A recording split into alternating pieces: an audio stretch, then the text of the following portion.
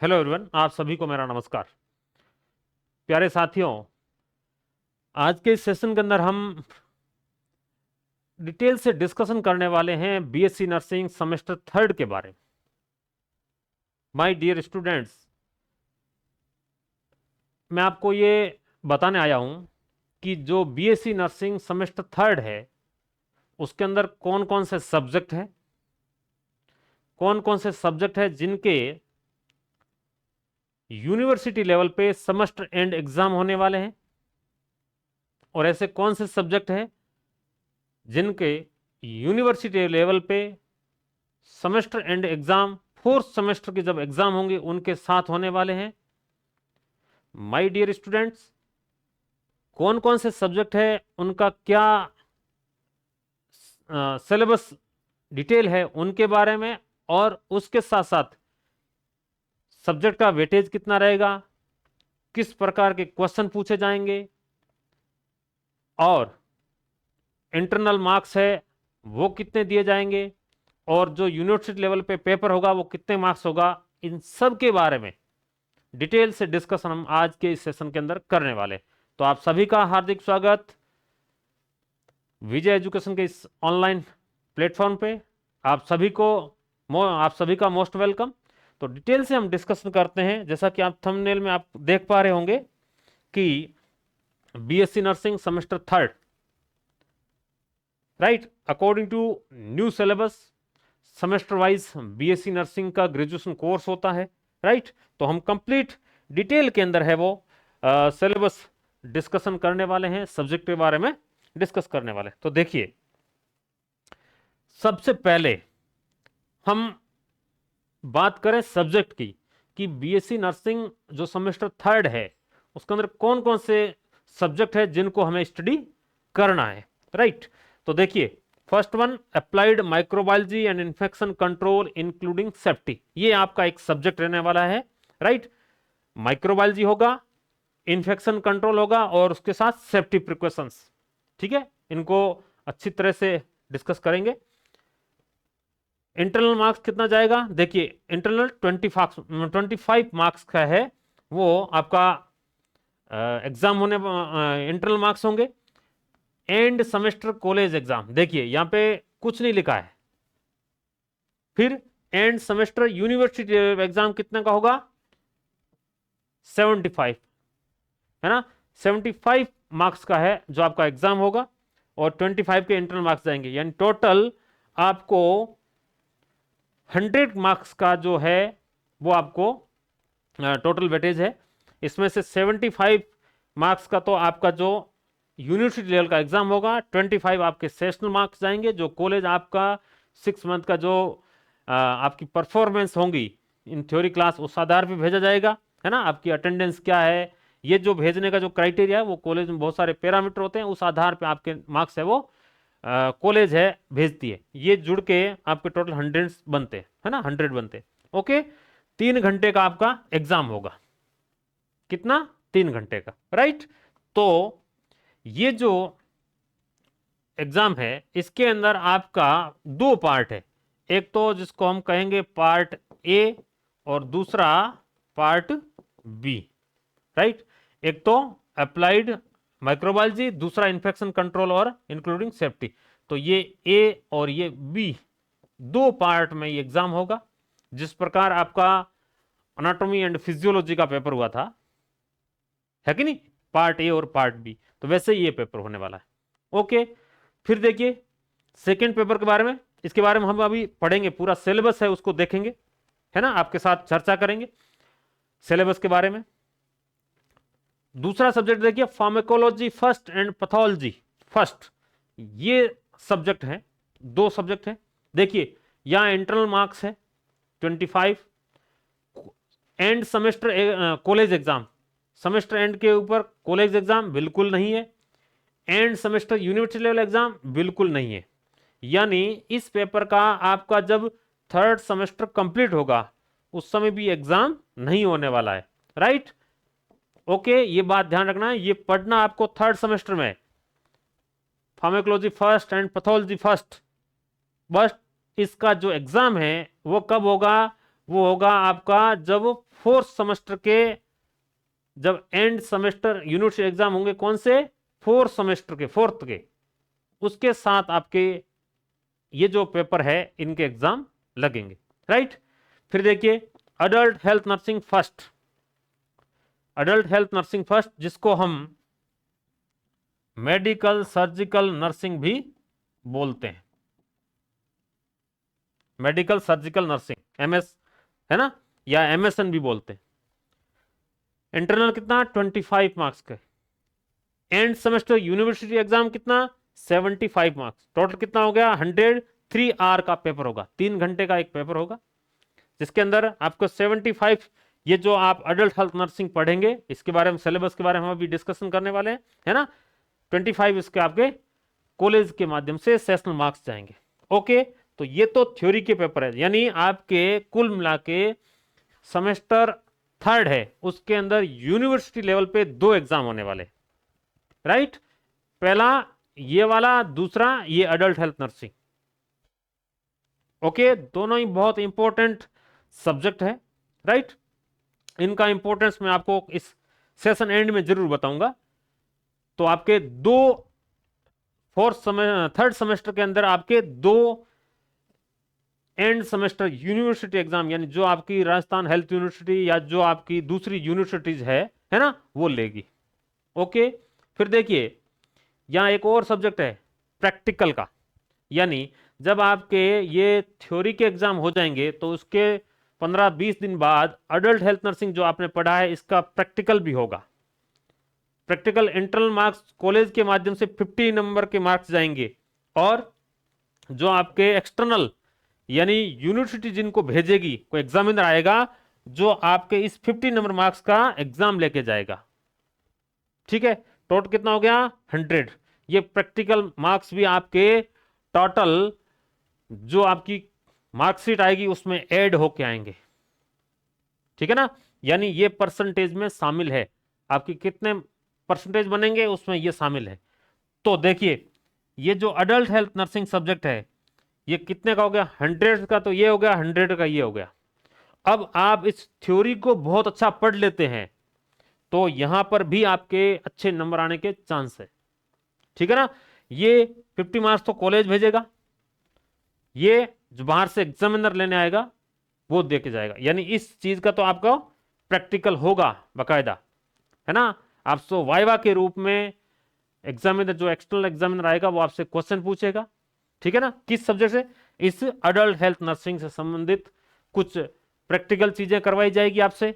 जैसे आपको बोला कि आप गाउन पहन के दिखाइए, आपके सामने जो ओटी के अंदर गाउन पहने जाते हैं, है ना, आपको ये बोला जाएगा जैसे नॉर्मली मास्क होता है, रेस्पिरेटर जिसको बोलते हैं, वो आप मास्क है उसको पहन के दिखाइए, या हैंड वॉशिंग के स्टेप बताइए, हैंड वॉशिंग करके बताइए, सर्जिकल एसेप्सिस, है ना, ये सारी चीजें, मेडिकल एसेप्सिस या सर्जिकल एसेप्सिस, तो ये सारी चीजें, राइट, यानी यहां आपको इसके सामने करके दिखाना है, राइट। तो ये आपके 4 सब्जेक्ट है, राइट। इनमें से इसका जो एग्जाम है वो 4th सेमेस्टर के एंड पे होगा। ओके, क्लियर, ठीक है। अब देखते हैं हम सिलेबस के बारे में। देखिए जो सेक्शन ए है अप्लाइड माइक्रोबायोलॉजी, क्या है, अप्लाइड माइक्रोबायोलॉजी है, और इसके अंदर आपको जो थ्योरी का पेपर होगा उसमें 37 मार्क्स के आपसे क्वेश्चन पूछे जाएंगे। कितने, 37 मार्क्स। और ये सेक्शन ए है, ध्यान रखना, ये कौन सा है, सेक्शन ए है। ओके, तो और ये कितना है 20 घंटे का कोर्स है। ये जो आपको जो भी यहां माइक्रोबायोलॉजी का सिलेबस मिलेगा इसको 20 आवर के अंदर पढ़ना है, ठीक है। ये मैं नहीं कह रहा हूं, ये आईएनसी बोलती है, राइट। अब देखो ये जो हम माइक्रोबायोलॉजी पढ़ेंगे या जो आप माइक्रोबायोलॉजी पढ़ेंगे उसके अंदर पढ़ेंगे उससे क्या होगा, देखो, है ना, on completion of this course, जब ये माइक्रोबायोलॉजी आप पूरा पढ़ लेंगे, है ना, तो क्या होगा, देखो, identify the ubiquity and diversity of micro in the human body and the environment. Human body और एनवायरमेंट में जो माइक्रो ऑर्गेनिज्म है ना, उनकी डाइवर्सिटी, उनका पाया जाना, उनकी जो मॉर्फोलॉजी, उनकी डिजीज को प्रोड्यूस करने की नेचर, उन खुद वो कितने टाइप के होते हैं, उनका क्लासिफिकेशन, उनके पैथोजेनेसिस, कौन कौन से वो रोग पैदा करते हैं, है ना, ये सारी चीजें हैं वो हम माइक्रोबायोलॉजी के अंदर पढ़ने वाले हैं। ठीक है ना, यानी उन कौन सा माइक्रोब्स किस मीडियम में ज्यादा ग्रोथ करता है ना, ये सारी चीजें पढ़ेंगे। फिर जो माइक्रोऑर्गेनिज्म है कौन कौन सी डिजीज प्रोड्यूस करते हैं, ये चीज पढ़ेंगे। उसके अलावा जब डिजीज प्रोड्यूस करते हैं तो ह्यूमन के अंदर, मानव के अंदर ऐसे कौन से सिस्टम हैं जो इस माइक्रो को काउंटरएक्ट करते हैं, यानी इसके खिलाफ लड़ते हैं, यानी इम्यून सिस्टम, उसको भी पढ़ेंगे। उसके साथ साथ जो ऐसी बीमारियां हैं उनको हम, माइक्रो ऑर्गेनिज्म है जिनको वैक्सीन द्वारा प्रिवेंट किया जा सकता है, तो वैक्सीनेशन के दौरान जो इम्यूनाइजेशन है ना, उसमें कैसे वैक्सीन प्रिपेयर किए जाते हैं, उनके क्या क्या प्रिंसिपल है, कौन कौन से वैक्सीन है, उनके बारे में पढ़ेंगे। राइट, ये सारी चीजें पढ़ेंगे। उसके अलावा ऐसे माइक्रोबायोलॉजिस्ट जैसे लुई पास्चर है ना, रॉबर्ट कोच है, इनके बारे में पढ़ेंगे जिनका इस माइक्रोबायोलॉजी के अंदर बहुत योगदान है ना। तो ये सारी चीजें हैं, ये माइक्रोबायोलॉजी के अंदर हम डिस्कस करेंगे। देख लीजिए, अगर हम बात करें जो 20 आर का जो सिलेबस है, उसमें देखिए यहाँ सबसे पहली जो यूनिट आपको दिखाई दे रही है उसके अंदर क्या इंट्रोडक्शन है, जिसमें हम importance and relevance to nursing, microbiology का हम नर्सिंग के अंदर माइक्रोबायोलॉजी हम क्यों पढ़ें, उसका इंपॉर्टेंस पढ़ेंगे, है ना। हिस्टोरिकल जो पर्सपेक्टिव व्यू है वो पढ़ेंगे, है ना। कॉन्सेप्ट और टर्मिनोलॉजीज पढ़ेंगे, जैसे वायरस क्या होता है, बैक्टीरिया क्या होता है ना, या उनके जो अगर बात करें टर्मिनोलॉजी की, तो टॉक्सिन्स क्या होते हैं, एंडोटॉक्सिन्स क्या है, राइट, विरुलेंस क्या है, पैथोजेनिसिटी क्या है, डिग्री ऑफ पैथोजेनिसिटी क्या कहलाती है, विरुलेंस क्या कहलाती है, ये सारी चीजें हम टर्मिनोलॉजी के अंदर पढ़ेंगे। या डिसइंफेक्टेंट पढ़ेंगे, है ना, या फिर बैक्टीरियोसिडल क्या होता है, बैक्टीरियोलाइसिस क्या होता है, बैक्टीरियोस्टैटिक क्या होता है, एंटीबायोटिक क्या होती है ना, डिसइंफेक्टेंट क्या होते हैं, ये सारे टर्मिनोलॉजी हम डिस्कस करेंगे किसके अंदर, माइक्रोबायोलॉजी के अंदर। ओके, ठीक है। फिर देखिए दूसरी यूनिट में अंदर देखिए, अगर मैं पहली यूनिट की बात करूं, क्या शॉर्ट आंसर ऑब्जेक्टिव टाइप आपके क्वेश्चन पूछ जाएंगे, ये भी मैं साथ में बता जा रहा हूं। ये जो पहली यूनिट है इसको देखो 3 घंटे में पूरा करना है, और आपसे यहां शॉर्ट आंसर क्वेश्चन पूछा जाएगा और ऑब्जेक्टिव क्वेश्चन पूछा जाएगा, ये यहां लिख रखा है। Okay, next second unit, general characteristics of microbes, जो माइक्रोब्स है यानी बैक्टीरिया, वायरस और फंगाई, है ना, उनकी जनरल जो कैरेक्टरिस्टिक्स है उनके बारे में, जैसे structure, classification of microbes, morphological type, size, है ना, मोटिलिटी, राइट। फिर उनकी कॉलोनाइजेशन यानी उनकी जो उनके ग्रुप बनने, फिर उनकी ग्रोथ, न्यूट्रिशन, टेम्परेचर, मॉइस्चर, ये सारी चीजें हैं, है ना, ये हम डिस्कस करने वाले हैं। किसकी, जो माइक्रो ऑर्गेनिज्म है। ठीक, इस यूनिट से भी आपको शॉर्ट आंसर क्वेश्चन और एमसीक्यू ही क्वेश्चन पूछे जाएंगे। ओके, फिर थर्ड यूनिट आती है जिसमें देखो पैथोजेनिक ऑर्गेनिज्म, इस प्रकार के ऑर्गेनिज्म जो क्या करते हैं, रोग पैदा करते हैं। ठीक, जैसे ये माइक्रो, जैसे cocci gram positive, gram negative, bacillus gram positive and negative, यानी जो इस प्रकार के बैक्टीरिया पढ़ेंगे, जो कोकाई है, जो बैसिलस है, उसके अंदर भी जो इस प्रकार के कोकाई बैक्टीरिया जो ग्राम पॉजिटिव है, जो ग्राम नेगेटिव है, इस प्रकार के बैसिलस जो ग्राम नेगेटिव है, ग्राम पॉजिटिव, इन सार के बारे में। फिर देखो वायरस आ गया, फंगाई आ गया, सुपरफिशियल डीप माइकोसिस, पैरासाइट्स, है ना, रोडेंट, वेक्टर, इन सब के बारे में हम डिटेल से डिस्कस करने वाले हैं। यहां पर भी आपको शॉर्ट आंसर और ऑब्जेक्टिव टाइप क्वेश्चन है वो पूछे जाएंगे। फिर देखिए इम्यूनिटी के बारे में हम पढ़ेंगे, यानी हमारे बॉडी का जो रोगों के प्रति जो रेजिस्टेंस होता है उसके बारे में डिस्कस करेंगे, है ना। यहां शॉर्ट आंसर और ऑब्जेक्टिव टाइप ही क्वेश्चन आपसे पूछे जाएंगे। ठीक है, जितने भी इम्यूनिटी के बारे में जानते हैं आप, बिल्कुल हमने इम्यूनिटी पहले भी पढ़ा है और इसको डिटेल के साथ हम डिस्कस करेंगे। फिर देखिए सेक्शन आता है बी। अभी जो हमने डिस्कस किया वो तो सेक्शन ए था, ओके, अब आता section B, infection control and safety. अब देखिए, हॉस्पिटल के अंदर बहुत टाइप के, है ना, वेरियस टाइप के पेशेंट है वो एडमिट रहते हैं, है ना।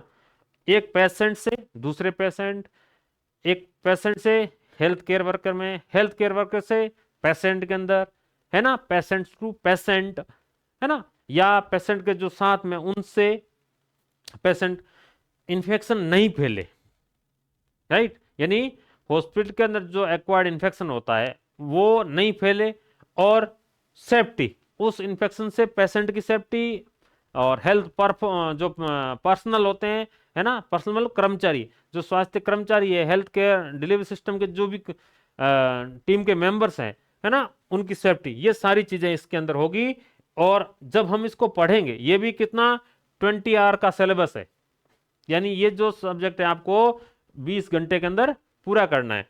अब जब हम इसको पढ़ेंगे तो क्या करेंगे, knowledge and understanding of the hospital, ये ध्यान रखना, हॉस्पिटल एक्वायर्ड जो इन्फेक्शन है उसके बारे में हमें नॉलेज मिलेगा कि हॉस्पिटल से कौन सा इन्फेक्शन एक्वायर्ड होता है ना। इफेक्टिव प्रैक्टिसेस फॉर प्रिवेंशन, और इसके लिए आवश्यक जो प्रिवेंशन के लिए जो प्रैक्टिसेस है कि भाई हैंड वॉशिंग करना, है ना, पेशेंट के प्रायर एंड पोस्ट, राइट।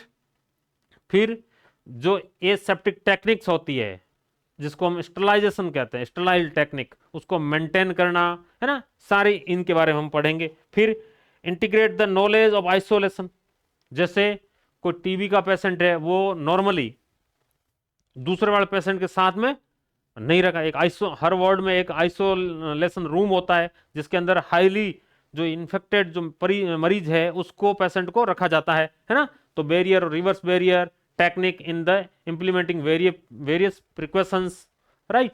या हम कुछ ऐसे उस पेशेंट की जो फाइल है उसके भी, जैसे कोई पेशेंट है वो वायरल मार्कर पॉजिटिव है, यानी जिसको हेपेटाइटिस बी है, हेपेटाइटिस सी है, या एड्स पॉजिटिव है, तो उनके ऊपर पहले बायोहजार्ड जो है एक तरह का साइन है वो लगा होता है, ताकि कि भाई हाँ ये आपको पहले से पता हो कि ये पेशेंट वायरल मार्कर पॉजिटिव है। Okay, demonstrate and practice step in hand washing, यानी हैंड वॉशिंग जो प्रैक्टिस है उसको डेमोस्ट्रेट कर पाएंगे। Appropriate use of different type of PP, ये देखो जो पीपी आपने नाम सुना होगा, जब कोविड-19 चल रहा था तो पर्सनल जो प्रोटेक्टिव इक्विपमेंट थे, जैसे कैप पहनना, मास्क पहनना, गोगल्स पहनना, ग्लव्स पहनना, है ना, गाउन पहनना, शू कवर पहनना, ये सारी चीजें क्या आती, पर्सनल प्रोटेक्टिव इक्विपमेंट के अंदर आती है, राइट। जो क्या करती है, हमको और हमसे दूसरों को इन्फेक्शन, क्रॉस इन्फेक्शन से बचाने का काम करती। Illustrate various disinfectant and sterilisation method and technique, हम क्या करेंगे, डिसइंफेक्शन और जो स्टरलाइजेशन मेथड है उनको हम डिस्कस करेंगे, किस किस तरह से, किन किन चीजों का हम कैसे फ्री फ्रॉम माइक्रो ऑर्गेनिज्म कर सकते हैं, उनके मेथड क्या है ना, इनके बारे में हम डिस्कस करेंगे। फिर नॉलेज एंड स्किल स्पेसिमेन, किसी जैसे सपोज किसी पेशेंट का सैंपल कलेक्शन करना है उसके बारे में, है ना, डेमोस्ट्रेट करेंगे नॉलेज। हैंडलिंग, उस सैंपल को हैंडल करना, फिर उसको ट्रांसपोर्ट करना, ठीक है ना। किस लिए, पेशेंट से सैंपल लेंगे, सैंपल लैब तक पहुंचेगा, सही तरीके से पहुंचेगा तभी तो उसकी जांच होगी, जांच होने के बाद क्या होगा, उसका सही तरीके से वापस रिपोर्ट मिलेगी तो ट्रीटमेंट स्टार्ट होगा, राइट। तो proper handling of the sample, है ना।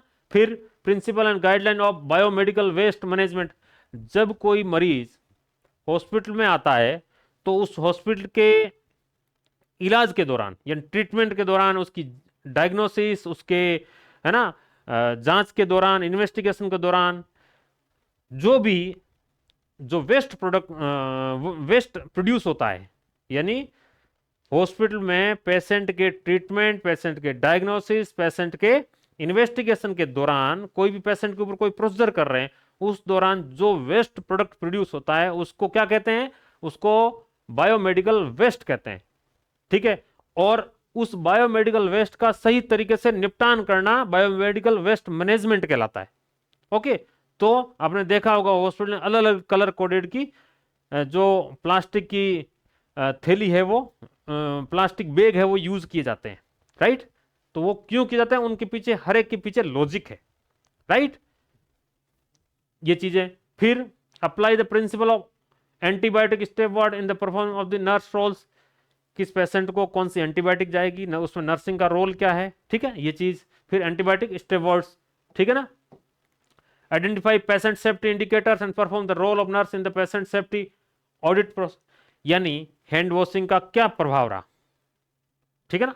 देखो ऑडिट प्रोसेस लिखा है, ऑडिट प्रोसेस मतलब कोई चीज को दूसरा आके चेक करे, ऑफिशियली ऐसे कुछ चेक करे कोई चीज को, उसको ऑडिट कहते हैं। फिर ये जो इंटरनेशनल पेशेंट सेफ्टी गोल होता है, यानी पेशेंट को जो एक्चुअल डिजीज है उसको तो ठीक करिए ही करिए, साथ में ऐसा नहीं है कि पेशेंट एक रोग लेके बीमारी लेके हॉस्पिटल आया था, लेकिन हॉस्पिटल में बहुत सारा इन्फेक्शन होने की वजह से पेशेंट को और कुछ नुकसान हो गया, ठीक है ना। इसलिए ये सारा जो है बायोमेडिकल वेस्ट मैनेजमेंट किया जाता है ना, हॉस्पिटल के अंदर क्रॉस इन्फेक्शन को रोका जाता है। ओके, फिर employ safety indicators and risk occupational hazards, जो पेशेंट के संपर्क में एम्प्लॉय आएगा, जो काम करेगा, उसकी भी सेफ्टी जरूरी है, नहीं तो कल इलाज कौन करेगा, राइट। फिर develop understanding of the various safety protocols and those protocols, यानी अलग अलग बीमारियों से बचने के लिए हर एक के क्या है, सेफ्टी प्रोटोकॉल्स है, राइट। तो उन प्रोटोकॉल्स का कौन कौन से प्रोटोकॉल्स है, ठीक है ना। जैसे एड्स का पेशेंट है, जब भी हम उसके ट्रीटमेंट करने जाएंगे तो यूनिवर्सल प्रोटोकॉल को यूज करते हुए, यूनिवर्सल प्रिकॉशन प्रोटोकॉल यूज करते हुए उसका इलाज करेंगे, राइट, ट्रीटमेंट करेंगे। ओके, ये चीज। फिर इसके बारे में ये कुछ थ्योरी का पोर्शन है, ठीक है ना, जिसको आप कोर्स आउट जो लैब के अंदर कुछ आपको एक्सपेरिमेंट करने, जैसे हॉस्पिटल एक्वायर्ड इन्फेक्शन है, उसको आप किस तरह से रोकोगे, उसके लिए आवश्यक कुछ चीजें हैं, ठीक है ना। ये जो HAI है उसको रोकने के, तो हॉस्पिटल एक्वायर्ड इन्फेक्शन क्या होता है, बंडल अप्रोच क्या कहलाती है, फिर आप prevention of UTI unit track infection को प्रिवेंट करने के लिए क्या करोगे, right. Prevention of the surgical site unit infection है, उसको प्रिवेंट करने के लिए क्या क्या करते हैं, ये सारी चीजें आप। प्रिवेंशन ऑफ वेंटिलेटर, जैसे किसी व्यक्ति के जो ऑर्गन है, बायोलॉजिकल ऑर्गन सपोर्ट नहीं कर रहा है, उस पेशेंट को किस पे ले लिया, वेंटिलेटर पे ले लिया। अब वेंटिलेटर वजह से पेशेंट के लंग्स है वो इन्फेक्ट हो जाए और व्यक्ति खत्म हो जाए, कुछ हो जाए उसको, है ना, तो वो चीज नहीं होनी चाहिए। तो इनको प्रिवेंशन करने के लिए क्या क्या चीजें की जाती है ना। तो या knowledge assessment, MCQ short answer question भी पूछे जाएंगे, राइट। फिर देखो एसोसिएट विद इवेंट, ये इसको वेंटिलेटर एसोसिएट इवेंट्स।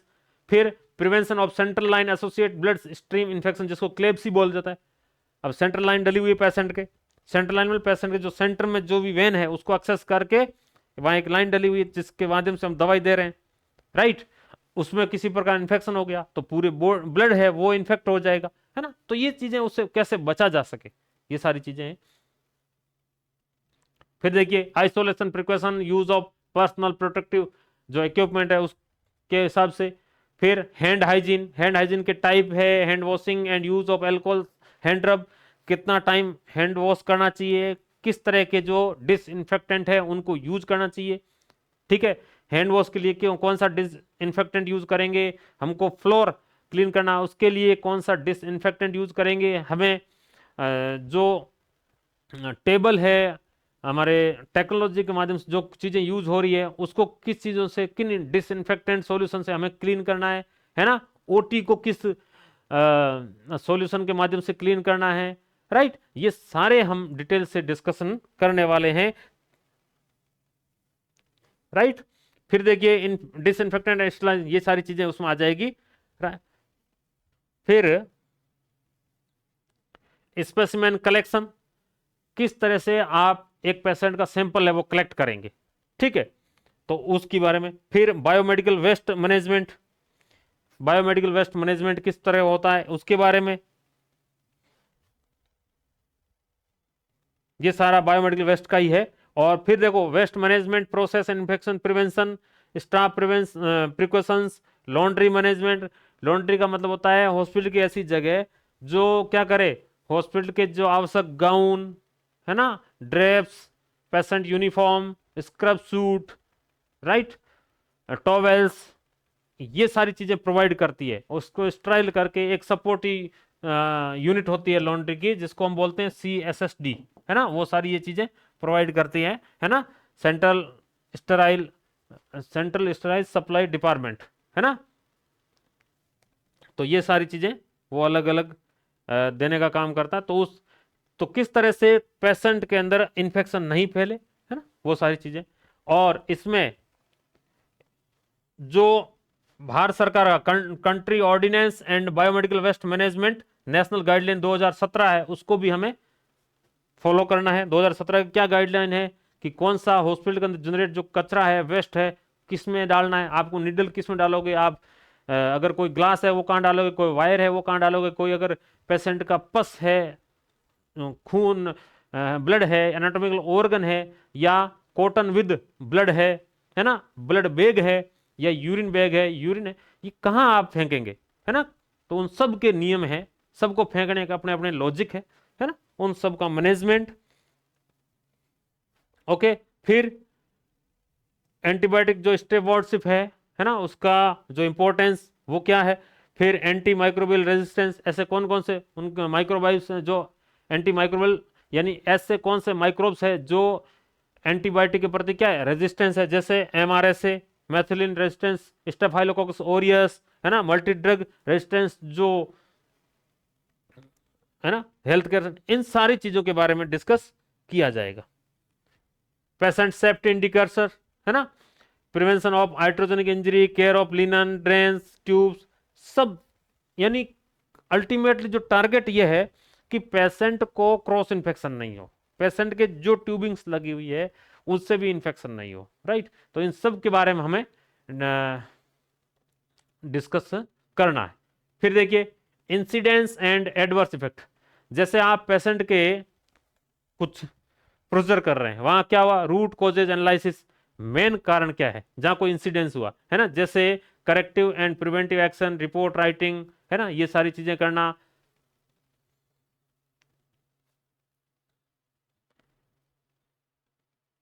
या कोई निडल स्टिक इंजरी हो गई है ना, इन सब कुछ चीजों के बारे में।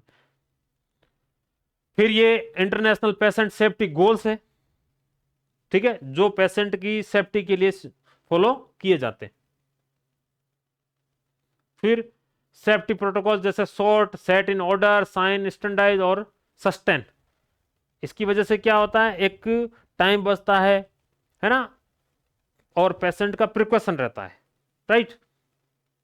फिर आपको देखो रेडिएशन सेफ्टी, फिर या फायर सेफ्टी में टाइप्स एंड क्लास, जैसे फायर अलार्म, है ना, fire fighting equipment, hazards material, जैसे टाइप्स ऑफ स्पिल, है ना, कितने टाइप के स्पिल होते हैं, जैसे कि कहीं पेशेंट ने क्या किया, बेड पे बैठा था, पेशेंट ने वॉमिटिंग कर दी, तो पेशेंट वॉमिटिंग पूरी है वो जो रूम है उसकी जो फर्श है, फ्लोर है, उसके ऊपर फैल गया है ना, तो उसको आप कैसे साफ करवाएंगे, राइट। या पेशेंट कहीं कोई ब्लड है वो गिर गया है, ब्लड कितने अमाउंट गिरा, तो सब अलग अलग तरह के स्पिल है उनको भी, या पेशेंट का यूरिन गिर चुका कहीं, है ना, कैसे क्लीन करवाएंगे, किस तरह से करवाएंगे, सब उनके प्रोटोकॉल है, उन सब के बारे में यहाँ इस माइक्रोबायोलॉजी और जो इन्फेक्शन कंट्रोल्स इंक्लूडिंग सेफ्टी के अंदर डिस्कस किया जाएगा। ये देखिए यहाँ स्पिल मैनेजमेंट, ओके, चाहे ब्लड या कोई बॉडी फ्लूइड हो, ओके। फिर यहाँ देखो इन्वायरमेंटल सेफ्टी, ताकि हमारा जो इन्वायरमेंट है वो भी सेफ्टी रहे। ऐसा नहीं है कि हॉस्पिटल बना तो कुछ भी इन्वायरमेंट को आप खराब करते जाओगे, व्यक्ति का हेल्थ सही रहना चाहिए, ऐसा भी नहीं है ना। तो risk assessment, aspect impact of analysis, maintenance of temperature humidity, department wise audit, है ना, इमरजेंसी कोड क्या होते हैं, अलग अलग कोड होते हैं, है ना, role of nurse in the times of disaster, जो डिजास्टर आती है, कोई आपदा आ गई, कहीं भूकंप आ गया, तो उसमें नर्स का क्या रोल है, नर्सिंग ऑफिसर का क्या रोल है ना, ये सारी चीजें। एम्प्लॉय सेफ्टी इंडिकेटर, जैसे एम्प्लॉय के बारे में भी, यानी वैक्सीनेशन हुआ कि नहीं हुआ है, निडल स्टिक इंजरी, है ना, एनएसआई, है ना, ऐसा नहीं कि पेशेंट आपने कोई इंजेक्शन लगाया उस समय निडल है वो पेशेंट के लगाए, उसके बाद आपने ध्यान से नहीं रखी, आपको भी उसकी निडल है वो आपके चुभ गई, उसको बोलते हैं निडल स्टिक इंजरी। तो उस समय क्या करना होता है, क्या प्रोटोकॉल है हॉस्पिटल का, राइट।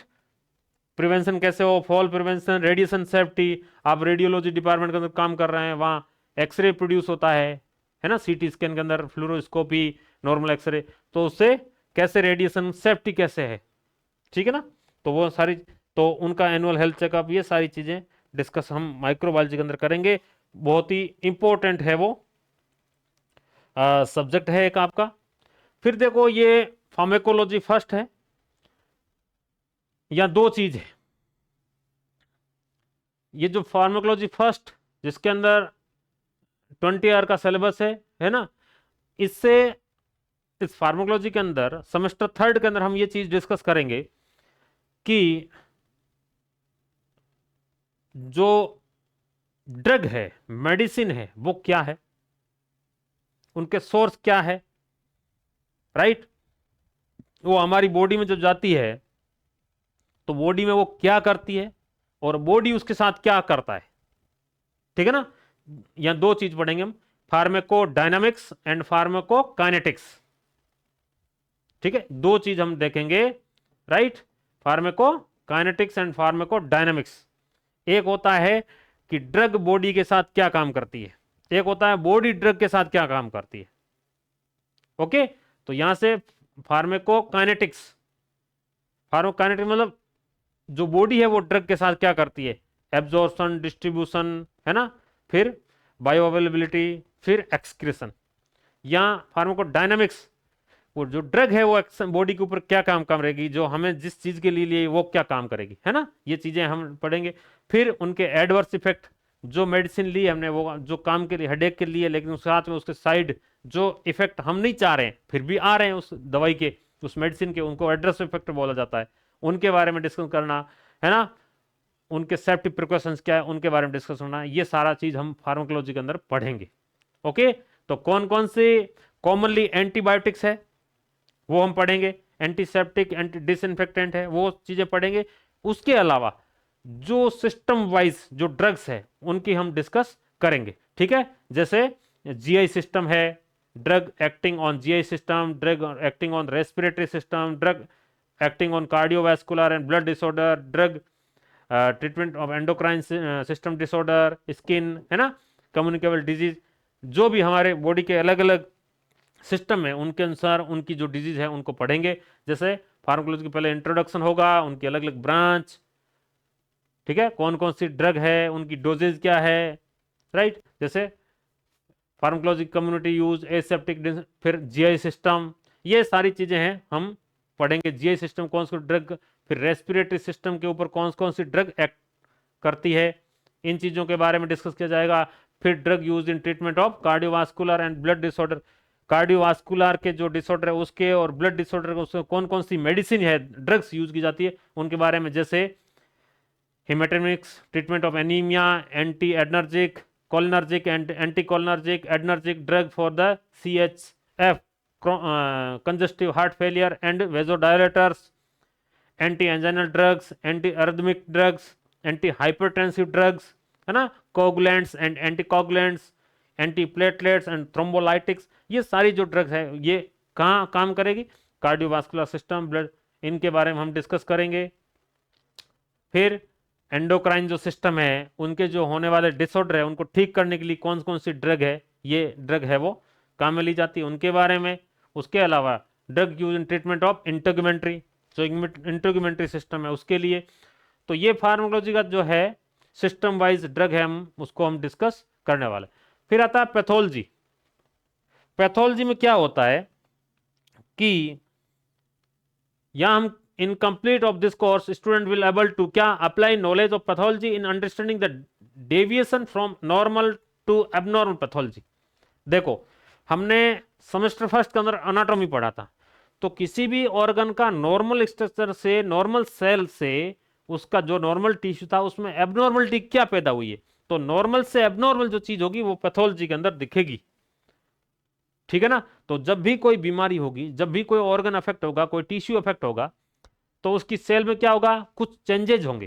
जैसे सपोज दैट किसी ऑर्गन का कैंसर हो गया, तो एक तो नॉर्मल जो ऑर्गन है उसका, उसके कैंसर होने की वजह से क्या होगा, चेंजेज हुए, जो चेंजेज हुए उस वो पैथोलॉजी में आएंगे, उसकी वजह से क्या होगा, डायग्नोसिस बनेगा, ठीक है ना। तो इसको पैथोलॉजी के अंदर डिस्कस किया जाएगा, ये इनका सिलेबस है ना, इंपॉर्टेंट ऑफ पैथोलॉजी, पैथोलॉजी, फिर हर एक ऑर्गन्स का पैथोलॉजिकल चेंजेस डिजीज कंडीशन में, है ना। जैसे रेस्पिरेटरी के अंदर क्या क्या पैथोलॉजिकल चेंजेस होगा, है ना, जैसे पल्मोनरी इन्फेक्शन हो गया, न्यूमोनिया हो गया, लंग एक्सेस हो गया, पल्मोनरी टीबी होगी, है ना, तो उसमें पैथोलॉजिकल क्या चेंज होंगे, नॉर्मल से एबनॉर्मल क्या होगा, वो सारी चीजें पढ़ेंगे। वैसे ही कार्डियोवास्कुलर, जैसे एथेरोस्क्लेरोसिस हो गया, जो ब्लड वेसल है वो क्या होगी, हार्ड होगी, छोटी होगी, तो क्या चेंजेस हुए उसमें, वो पैथोलॉजी के अंदर आएगा। ओके, तो ये सारी चीजें उसमें पढ़ेंगे। फिर देखिए जो, अब देखिए ये इंपॉर्टेंट सब्जेक्ट है क्या, adult health nursing first with integrated pathophysiology including BCLS module. ये देखो सबसे बड़ा सब्जेक्ट है, थर्ड सेमेस्टर का, थ्योरी के 140 आर है, यानी 140 घंटे हैं आपको इसको पढ़ने के लिए। 140 घंटे में ये आपको अडल्ट हेल्थ नर्सिंग फर्स्ट, या जिसको मेडिकल सर्जिकल नर्सिंग फर्स्ट बोला जाता है, इंपॉर्टेंट सब्जेक्ट है आपके जो भी थ्योरी के एग्जाम है उसके लिए तो है ही है। उसके अलावा जो आपके अपकमिंग, आप जो बीएससी नर्सिंग कर लेंगे तो उसके बाद आपके नॉर्सेट के यहां से इस सब्जेक्ट में खूब क्वेश्चन आने वाले हैं, राइट। तो इसका मतलब ये भी नहीं है कि नहीं आएंगे, दूसरे सब्जेक्ट में क्वेश्चन नहीं आएंगे, ये भी नहीं है, खूब क्वेश्चन है वो पूछे जाएंगे। ओके, तो देखो on completion of the medical surgical first, देखो यहां आ गया मेडिकल सर्जिकल फर्स्ट कोर्स, यहां ये आपको नाम दिखाई दे रहा होगा, है ना, मेडिकल सर्जिकल फर्स्ट। तो यहां हम क्या पढ़ेंगे, देखो मेडिकल सर्जिकल में क्लियर कट ध्यान रखिए, कोई हम एक डिजीज कंडीशन पढ़ेंगे और सबसे पहले उस डिजीज की हम पढ़ेंगे इटियोलॉजी। इटियोलॉजी का मतलब क्या होता है, इटियोलॉजी का मतलब उस बीमारी के कारणों का अध्ययन, यानी उस डिजीज के कारणों का अध्ययन इटियोलॉजी कहलाता है। किसी भी डिजीज के स्टडी ऑफ कॉजेस इटियोलॉजी, है ना, वो पढ़ेंगे। फिर उस बीमारी के होने की वजह से पैथोफिजियोलॉजी, यानी उस, जैसे सपोज दैट टीबी हुआ किसी को, तो टीबी अगर लंग्स की टीबी बात करें तो पल्मोनरी टीबी कहलाती है। अब पल्मोनरी टीबी हुई है तो इटियोलॉजी क्या है उसका, इटियोलॉजी है कि उसका कारण क्या है, माइक्रोबैक्टीरियम ट्यूबरक्लोसिस, ठीक है, वो तो इटियोलॉजी होगी। अब पैथोफिजियोलॉजी, उसकी वजह से लंग्स की जो नॉर्मल टिश्यू है उसके अंदर क्या चेंजेस हुआ, वो तो पैथोलॉजी में आएगा। फिजियोलॉजी में आएगा कि वो जो बैक्टीरिया है जब लंग्स को अफेक्ट कर रहा है, यानी लंग्स के अंदर उसने पल्मोनरी टीबी पैदा करी है, तो उसकी वजह से लंग्स के जो फंक्शन है वो किस तरह से अफेक्ट हो रहे हैं, वो कंप्लीट आएगा फिजियोलॉजी के अंदर, है ना, तो उसको पैथोफिजियोलॉजी बोला जाता है, ठीक है ना। उसको हम पैथोफिजियोलॉजी बोलेंगे कि लंग्स के अंदर जो नॉर्मल लंग्स थे वो इस माइक्रोबैक्टीरियम ट्यूबरकुलोसिस के इन्फेक्शन की वजह से अब क्या हो गया, है ना, क्या चेंजेस हुए, वो पैथोफिजियोलॉजी। फिर जब ये टीबी का बैक्टीरिया इस लंग्स को प्रभावित करेगा तो इसकी वजह से मैनिफेस्टेशंस क्या क्या पेशेंट के साथ होगा, लो ग्रेड फीवर आएगा, खांसी आएगी, खांसी के साथ ब्लड आएगा, है ना, ये सारी चीजें, वेट कम होगा उसका, ठीक है, तो वो कहलाएंगे मैनिफेस्टेशंस। फिर डायग्नोस्टिक स्टडीज, अब हमें ये इसको कंफर्म करने के लिए, किसी पेशेंट को टीबी हुई है, इसको कंफर्म करने के लिए क्या क्या टेस्ट करने पड़ेंगे,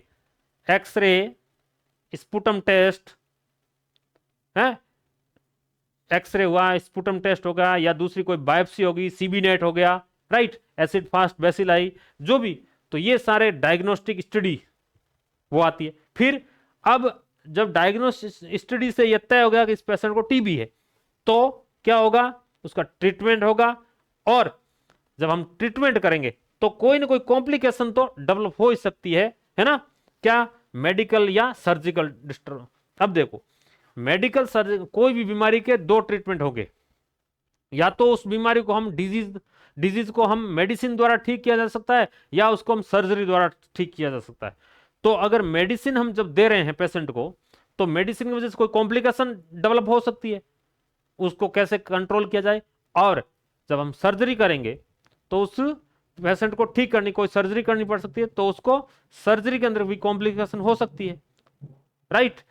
तो मेडिकल सर्जिकल नर्सिंग के अंदर क्या देखेंगे हम, पेशेंट को मेडिकली और सर्जिकली किस तरह से ट्रीट किया जाता है, ये सारी जो डिजीज कंडीशन है उनको हम डिस्कस करने वाले। ओके, तो सिस्टम वाइज मेडिकल सर्जिकल जो नर्सिंग फर्स्ट है उसके अंदर सिस्टम वाइज हम ये चीजें ऐसे पढ़ेंगे। डिजीज कंडीशन को पढ़ेंगे, उसका पहले कारण पढ़ेंगे, उसका कारण की वजह से क्या चेंजेस हुआ है ना, क्या पेशेंट का सिम्टम आ रहे हैं, उसके लिए क्या स्टडी करनी पड़ेगी, फिर उसके ट्रीटमेंट, और ट्रीटमेंट के बाद में उसका क्या कॉम्प्लिकेशन है उसको भी कंट्रोल करना। ठीक है ना, ये ऐसे है वो मेडिकल सर्जिकल में, यानी यहां डिजीज कंडीशन आपको पढ़नी है। ठीक है, आपने सेमेस्टर फर्स्ट के अंदर नॉर्मल एनाटॉमी एंड फिजियोलॉजी पढ़ी है, वो नॉर्मल पढ़ा है, उसके आगे शब्द क्या लग रहा है, नॉर्मल। अब यहां क्या है, बीमारी होने के बाद उस ऑर्गन की एनाटॉमी के अंदर क्या चेंजेस आ रहा है, उस ऑर्गन का फंक्शन है वो डिसफंक्शन हो गया है, उसका जो फिजियोलॉजी है अब उसमें पैथोफिजियोलॉजी हो गई है ना, तो वो किस तरह से चेंज आ रहे हैं उसको हम स्टडी करेंगे और उसका ट्रीटमेंट क्या है उसके बारे में जानेंगे।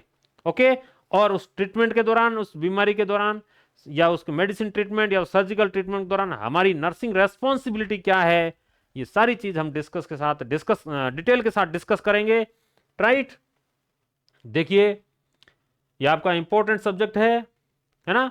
जैसे पहले इंट्रोडक्शन पढ़ेंगे कि भाई evolution of trends medical surgical nursing, ये सर सारा इसमें शॉर्ट आंसर या OCSE ये क्वेश्चन पूछा जा सकता है। फिर देखिए इंट्रा ऑपरेटिव, यहां देखिए जब पेशेंट ऑपरेशन ली जाता है तो प्री ऑपरेटिव पोस्ट ऑपरेटिव, तो प्री के बीच में यह आता है, ठीक है ना, प्री ऑपरेटिव यानी ऑपरेशन से पहले, इंट्रा ऑपरेटिव ऑपरेशन के दौरान, पोस्ट ऑपरेटिव ऑपरेशन के बाद। ये सारी जो है care of the surgical patient होती है, ये सारा हम डिटेल से डिस्कशन करने वाले हैं। ओटी क्या होती है, ओटी के अंदर कैसा स्टाफ रहता है ना, ओटी की डिजाइन क्या होती है, स्टाफ पैटर्न क्या रहता है ना, ये सारी चीजें ओटी के अंदर क्या क्या और ड्यूटी एंड रेस्पॉन्सिबिलिटी होती है, ये सारा operation theatre, OT means operation theatre, उस सारा हम डिस्कशन करने वाले। ओके, स्क्रब क्या होता है, ठीक है। फिर nursing care of the patient with common sign and symptoms of management, जैसे fluid and electrolyte imbalance, shock, pain, इनके बारे में। फिर उसके अलावा देखिए अब आपका इंपॉर्टेंट चीज आती है यहां पे, यहां देखिए nursing management of patient with respiratory problem, respiratory system की जो भी प्रॉब्लम है उसका क्या, नर्सिंग मैनेजमेंट ऑफ पेशेंट। ठीक है, अब यहां पे nursing assessment, history taking, physical examination, diagnostic test, ये सारा चीज पढ़े जाएंगे। अब यहां ध्यान देने योग्य बात यह है कि इस यूनिट में से आपके एक ऐसे टाइप क्वेश्चन आएगा, यानी बड़ा क्वेश्चन आएगा, और एक आएगा शॉर्ट आंसर, यानी इस यूनिट नंबर 4 में से आपको एक बड़ा क्वेश्चन पूछा जाएगा ऐसे टाइप, ठीक है ना। फिर देखिए ये सारी प्रॉब्लम पढ़ेंगे हम, जितनी दिखाई दे रही है, common respiratory problem, upper respiratory tract infection, chronic obstructive pulmonary disease जिसको COPD बोलते हैं, pleural effusion empyema, bronchiectasis, pneumonia, lung abscess, cyst, tumours, chest injuries, acute respiratory distress syndrome, pulmonary embolism, सारी चीजें हम डिस्कस करेंगे। ओके, फिर देखिए nursing management of patient with digestive system, जो डाइजेस्टिव सिस्टम है उससे जो रिलेटेड प्रॉब्लम है उसका नर्सिंग मैनेजमेंट, यानी पूरे हर एक डिटेल हम पढ़ेंगे। जैसे आपको GI इन्वेस्टिगेशन हो गया, कॉमन GI जैसे oral cavity, lips, gums, teeth, GI bleeding हो गया, है ना, पेट के अंदर खून रिस रहा है, obstruction, perforation, peptic ulcer, duodenal ulcer, malabsorption, appendicitis, hernia, ये नाम सुना होगा, हर्निया हो गया किसी को, है ना, या अपेंडिक्स निकाल दी, अपेंडिक्स ऑपरेशन हो गया, है ना, ये सारी चीजें, हेमरोइड, फिजर, फिस्टुला, पेंक्रियास, सिस्ट, ट्यूमर्स, सब पूरी चीज डिस्कस करेंगे। यहां क्वेश्चन आएगा आपका शॉर्ट आंसर और क्विज, शॉर्ट आंसर क्वेश्चन यहां पूछ जाएंगे, यहां ऐसे टाइप क्वेश्चन इस यूनिट में से आपको नहीं पूछा जाएगा। फिर देखिए ये और लीवर संबंधित प्रॉब्लम, लीवर का इन्फ्लामेशन, लीवर के अंदर सिस्ट पड़ जाना, लीवर के अंदर पस पड़ जाना, लीवर सिरोसिस हो जाना, है ना, पोर्टल हाइपरटेंशन क्या होता है, हिपेटिक फेलियर क्या होता है, लीवर की ट्यूमर क्या होती है, लीवर का कैंसर क्या होता है, ठीक है ना, ये सब के बारे में हम पढ़ेंगे। गॉल ब्लैडर के बारे में पढ़ेंगे, गॉल ब्लैडर का इन्फ्लामेशन, गॉल ब्लैडर की पथरी, है ना, गॉल ब्लैडर का कैंसर, राइट। फिर देखिए गैस्ट्रिक डिकम्प्रेशन क्या होता है, गैस्ट्रिक गेवाज क्या होता है, स्टोमा केयर क्या होता है, डिफरेंट फीडिंग टेक्निक्स क्या होती है, ये सारी चीजें बहुत ही मतलब डिटेल में अच्छी तरह से हम डिस्कस करने वाले हैं और आपको पढ़ना भी है ना। फिर nursing management of patient with cardiovascular problem, जो कार्डियोवास्कुलर प्रॉब्लम है उससे संबंध देखिए यहाँ पे आप, अगर इसके अंदर आपको care plan, drug record, BLS BCLS ये जो एवेल्युएशन है वो करने हैं, बेसिक लाइफ सपोर्ट जो चीजें होती है ना, और बेसिक जो कार्डियोपल्मोनरी लाइफ सपोर्ट जो सिस्टम जिसको CPR हम बोलते हैं, है ना, ये सारी चीजें आपको और ध्यान रखना है। इन जो कार्डियोवास्कुलर संबंधित डिजीज है उससे संबंधित चीजें हैं आपको ध्यान रखना। फिर nursing management of patient with disorder of blood, यहां देखिए interpretation of the blood reports, visit reports, ये इसके बारे में, हालांकि यहां से क्वेश्चन पूछा जाएगा, ठीक है ना, जैसे एनीमिया हो गया, खून की कमी, खून बहुत ज्यादा बन रहा है, सब चीजों के बारे में। फिर देखिए nursing management of patient with disorder of endocrine, जो एंडोक्राइन सिस्टम है उसकी बीमारी हो जाए, पिट्यूटरी ग्लैंड ज्यादा हार्मोन सीक्रेट कर रही है, कम कर रही है, नॉर्मल नहीं कर पा रही है ना, तो इन सब के बारे में, ठीक है ना, जैसे disorder of thyroid and parathyroid, adrenal, pituitary, hyper, hypo, tumour, ठीक है, डायबिटीज मेलिटस हो गया, शुगर की बीमारी, इनके बारे में हम पूरा पूरा है वो डिस्कस करेंगे। यहां से आपको देखो क्वेश्चन क्या, prepare health education self administration insulin, यहां से क्वेश्चन इस तरह का पूछा जा सकता है कि आपको हेल्थ एजुकेशन देना है, किसके बारे में, पेशेंट है डायबिटीज का और उसको सेल्फ एडमिनिस्ट्रेशन ऑफ इंसुलिन, यानी वो खुद अपने से ही क्या है इंसुलिन लगाए, उसके लिए आपको हेल्थ एजुकेशन देना है, इसके बारे में आपको क्या है असेसमेंट मेथड है आपका, उसके अंदर आपको पूरा।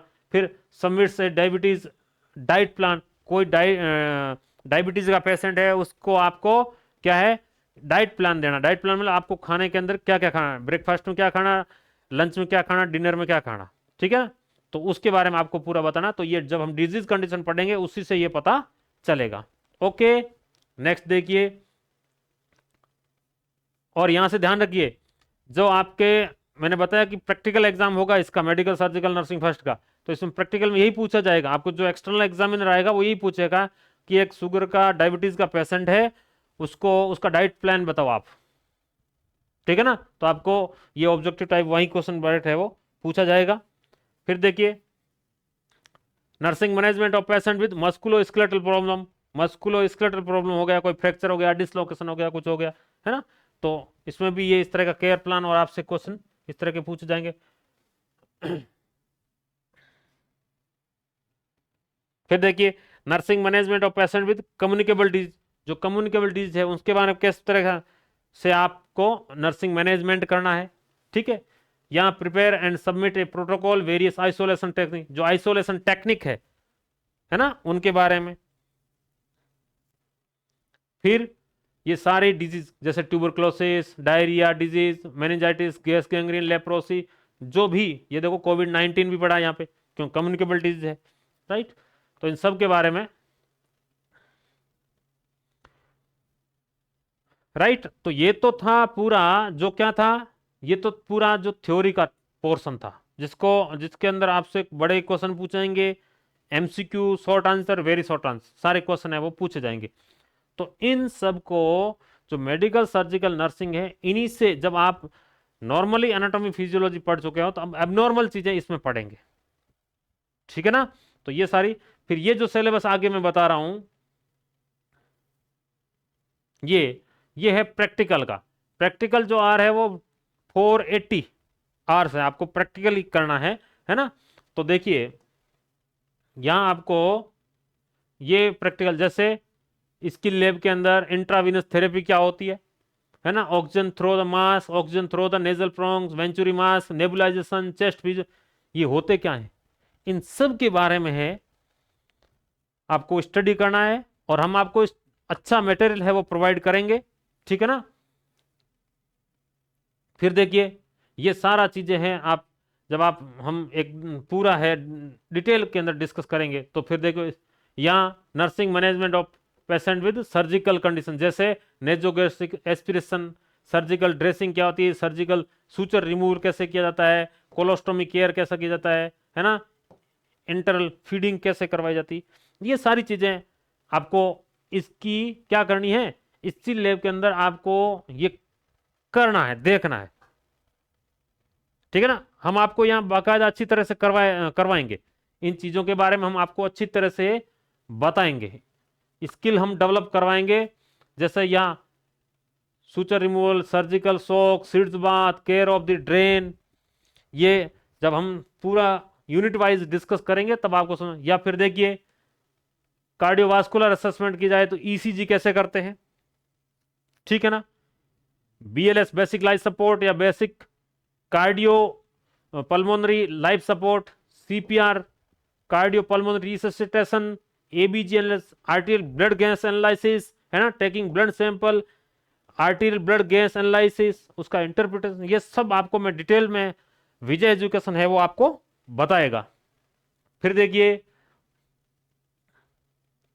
ये, हालांकि ये पोर्शन है, बैरियर नर्सिंग क्या होती है, रिवर्स बैरियर नर्सिंग क्या होती है, स्टैंडर्ड प्रिकॉशन क्या होते हैं, ये सारी चीज अच्छी तरह से आपको समझाई जाएगी।